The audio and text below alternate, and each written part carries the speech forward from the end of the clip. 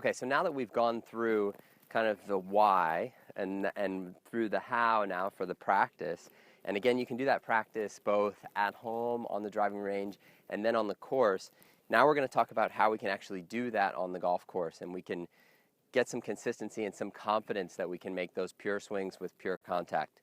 So on the course, you'll see this from a lot of tour players and even some amateurs out there on the course going into the top of their backswing and checking their position.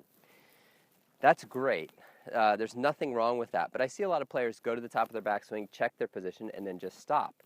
We need to actually go to that position, be confident there, and then go through and make a full through swing through it in our practice swing and take a divot or at least brush the turf. So when we're on the course, the only thing we're going to do differently from our practice session is that we're going to have a shot ahead of us. So the great thing about this is it's going to create some confidence. If you can get up there on the course, and I don't suggest making more than 2 of these practice swings unless you're all by yourself and you're really out there just to practice.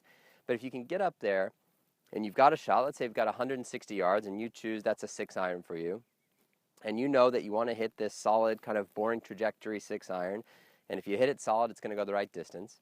And with the square-to-square swing, it's not going to be very curvy. It's going to stay on line. If you can get up there, and before you hit your shot, go through that drill where you brace, set, turn back, pause, find your athleticism, and then turn through. If you can do that a couple times, and this is on the course, if you can just do that a couple times, what you'll be doing is programming in the new swing that you intend to make. So it's kind of like if you were an air traffic controller and you could actually control the airplane.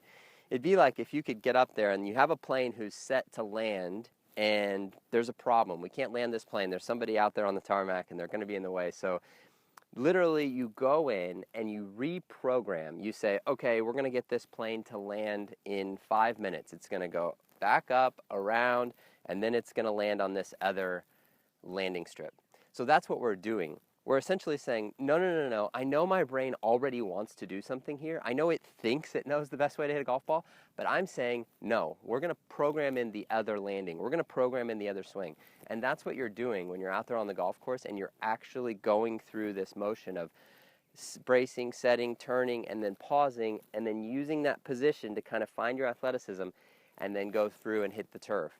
So when you're on the course and when you hit your shots, you don't actually have to, when you're hitting the course on the ball on the course, you don't actually have to do the pause. Just going through that kind of routine of doing the pause in your practice swing is going to help program in or essentially reprogram this new golf swing.